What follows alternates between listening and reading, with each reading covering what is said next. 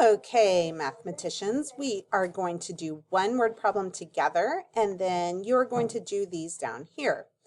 Okay, the key to recognizing if you should multiply fractions in a word problem is the word of. Did you notice the word of was in all of our models? Look for the word of after a fraction, and that means to multiply. So I'm going to read the word problem, and let's see if you can spot it. A scientist wants to find out how the properties of water change when salt is added to it. For every cup of water she has, she replaces 1/8 of it with salt. If she has 24 cups of water, how many cups will she replace with salt?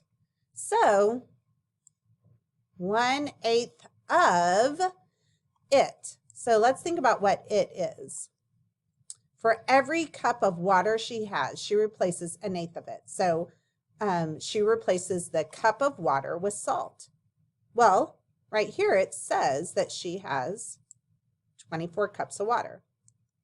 So how many cups will she replace with salt? So if we stick to my rule where you see the word of, you're going to put a multiplication sign, we would say 1/8 of her cups of water. Well, how many cups of water does she have? 24. I'm trying to make a video. I'm sorry. No, it's okay. I'll put pause. Okay, I'm back. Sorry about that small little intermission. So if we are multiplying 1/8 of 24 cups, so we would say 1/8 times 24. And remember, how do we multiply fractions? Well, we just multiply across. But we first need to turn our 24 into a fraction. How do we turn this 24 into a fraction? We put our fraction bar and put a 1 underneath, okay? So let's go ahead and multiply across. 1 times 24 is 24. And 8 times 1 is 8.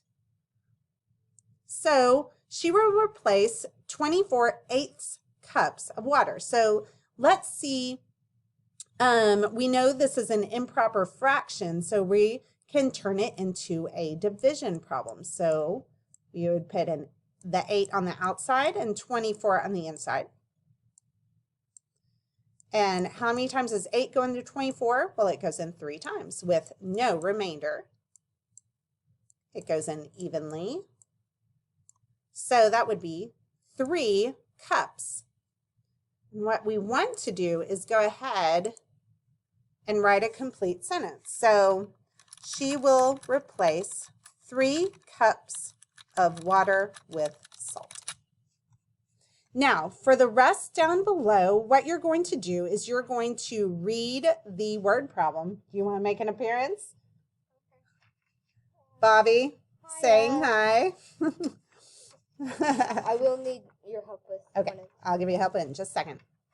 We're going to read the word problem, and you're going to answer the word problem right here. Now, each word problem has a little graph, like a little picture to go along with it. So make sure that you are reading the word problem and then looking at the picture and how it relates to the word problem. Put your answer here, and then when you scroll down, this is where you're going to write the equation for all of the problems. So in this first one, whatever you're multiplying together, you're going to write the equation here and put the answer. Now, and if you notice, you kind of have to scroll over to see the entire page. Then you have 2 questions here. What patterns do you notice? And what similarities do you see in all the word problems you modeled and acted out? So make sure you're answering every word problem, writing the equation for each one, and then answering the 2 questions at the bottom. All right.